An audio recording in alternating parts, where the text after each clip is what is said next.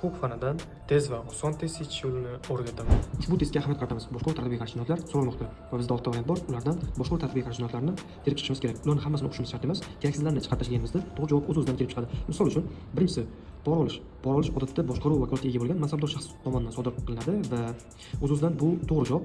Ikkinchisi terrorizm.